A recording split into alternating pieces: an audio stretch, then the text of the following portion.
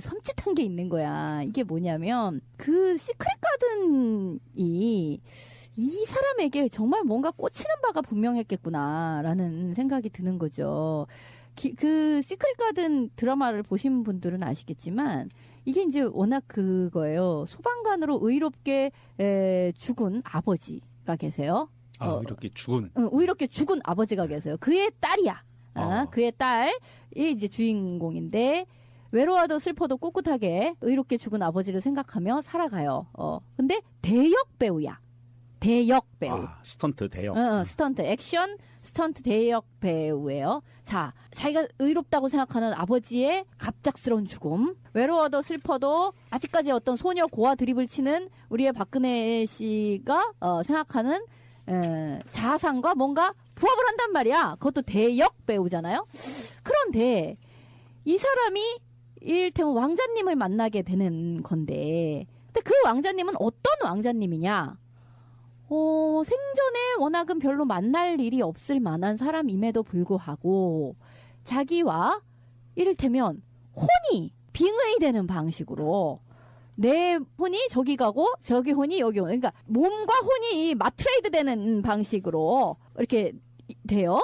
그래서 생전에 사랑에 빠질 일이 없을 것 같은 사람이 그 빙의의 기전에 의해 가지고 사랑에 빠진단 말이야, 지금 이 얘기가. 그리고 알고 보니 그 사람은 자기 아버지가 돌아가시면서 구해준, 그러니까 그런 아버지의 죽음과 연관이 있는 그렇게 맺어진 관계라는 거예요. 근데 생각을 해보세요. 이 박근혜와 최태민이라는 세기의 사랑 아닙니까? 정말 그 나이를 수십 년을 초월하고 또 그의 딸까지로 2세에게까지로 이어지는 40년이 넘는 관계를 얘기를 해보면 세기의 사랑인데 죽어서까지 사랑. 그렇지. 이거 완전 그의 영혼 합일법적인 사랑이잖아. 근데 그것도 잘 보면 박근혜는 어쨌든 자기의 아버지, 의로운 아버지가 자기를 남겨놓고 돌아가셨다라고 생각을 하죠. 아버지의 딸로서의 자기 정체성이 강하죠. 그리고 누군가의 지금 대역의 인생을 살고 있어요. 그런데 최태민이라는 사람과 어느 날 호련이 호련이까지는 아니지만 하여튼 나타나서 내가 너의 어머니의 명을 받았다라고 하면서 빙의, 어머니의 어떤 목소리를 내면서 빙의가 이제 그때 기절을 하면서 일어났다잖아요. 하여튼 그렇게 돼가지고 혼이 왔다 갔다 하면서 둘은 깊은 사랑, 영적 부부, 방 안에 들어가면 나올 줄을 모르는 어떤 그런 상태가 됐다는 거죠.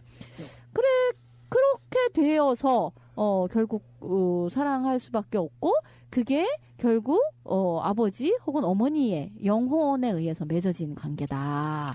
라는 이야기야. 그러니 이것은 박근혜의 입장에서, 오메, 저것은 정말, 나의 이야기고 세기의 사랑이요. 빠져들 수밖에 없는 그런 이야기일 수밖에 없다는 거죠. 거기다 현빈을 또 특별히 사랑, 왜 우리가 덕통사고 이런 말을 하잖아요. 덕질하는 것이 마치 교통사고에 치이듯이 사랑할 수밖에 없는 어떤 존재를 만나게 된다는 거예요. 박근혜에게 있어서 현빈은 어떤 덕통사고의 덕질의 그런 사람이었다고 생각이 들어요. 그 이후에도 현빈을 꾸준히 어떤 이상형으로 언급을 하기도 했었고, 근데 뭐 아시안게임이라든지 현충일이라든지 뭐 이런 때에 또 이렇게 현빈이 그 이후로 이렇게 좀 자주 나타나더라고요. TV를 정말 10년 이상을 안 봐서 이게 무슨 말인지 몰랐어요. 진미님 얘기 듣고 조금 감이 오는데, 시크릿 가든의 이 SBS 드라마인데 이것이 2010년 11월 13일 날 첫 방을 시작해서 2011년 1월 16일 날 끝났네요. 이 내용이 마치 최태민과 박근혜 사랑 이야기를 담고 있는 것과 같다. 그리고 여기 내용들이 다시 되새겨 보니까 생활비는 나라 돈으로 해야 돼. 뭐 이런 대사들이 계속 나온다는 겁니다. 그래서 이게 누군가는 아까 말했던 우주적 사랑, 죽어도 사랑해버리는. 대를 이은 사랑. 대를 이은 사랑. 그런 사랑들이 전반적으로 이야기가 마치 최태민과 박근혜의 간절한 사랑. 혼이 왔다 갔다. 네, 혼이 막 뒤섞이는 사랑의 영화와 닮았고, 이 드라마를 박근혜가 매우 좋아했고, 그 결과 현미를 좋아하게 되겠다. 현빈을 좋아하게 됐다. 현빈도 이게 좋아하고. 좋아하고 그렇게 지금 됐던 얘기인 거죠. 그렇죠. 그리고 그런데 이게 지금 한간의 소문은 어. 당시라고 한다면 박근혜가 당대표로 있는 건가요? 그죠? 한나라당 대선 후보로 뛰고 있을 때였는데 그렇죠. 이때 주인공을 지금 소문이 제가 알고 싶은 그거예요. 현빈을 박근혜가 골랐다라는 소문이 있는데 이건 그럼 사실이 아닌가요? 네, 그건 아닐 것 같아요. 그건 아닐 것 당시에 같은데 그 정도의 권한을 행사할 때가 아니었다. 그럼 한간에 이런 소문들은 좀 소문에 불과하네. 그건 아닐 것 같고. 근데 이제 이분이 이제 취향이 좀 명확한 면이 있어. 그래가지고 김은숙 이걸 쓴 작가 이름이 김은숙인데요. 그 김은숙 작가의 작품을 대체로 좋아하는 것 같아요. 보면 태양의 후예 얼마 전에 막 또 난리 났었잖아요. 거기서 여주인공이 머리에 히잡을 쓰고 썼는데 그걸 또 그대로 차용해서. 그러니까 그거 딱 종영된 지 한 달 후 정도에 이란인가 뭐 이렇게 가면서. 똑같이. 거기에 강모현이 이렇게 썼던 히잡을 똑같이 이렇게 거의 코스프레 하듯이 쓰고 막 희죽희죽 웃으면서 그렇게 갔던 거 사실은 뭐 그거 쓰고 싶어 진짜 갔냐 뭐 이란에서의 외교 성과는 별로 없는데 거기에서 왜 그렇게 뭐 그랬을까 뭐 등등도 그러니까 있는 거죠. 그때 박근혜 씨가 어쨌든 국회의원 일개 국회의원 상태였고 이 시크릿 가든이 끝날 무렵에는 평창 동계올림픽 유치 특별위원회 고문으로 활동을 했었네요. 그러니까 이 드라마의 압력을 넣을 만큼의 정도는 아니었다. 아니었는데 아니었다. 단지 그냥 만들었는데 그 이야기가 마치 박근혜와 최태민의 사랑과 닮아 있어서 자기는 빠져들 수밖에 없었다. 그래서 요거까지. 스스로를 길라임이다. 여주인공. 대선 때 하지원 씨는 문재인 후보를 지지한다고. 그렇죠. 그랬죠. 그래서인지는 모르겠으나 어쨌든 블랙리스트에 올랐죠. 그렇네요.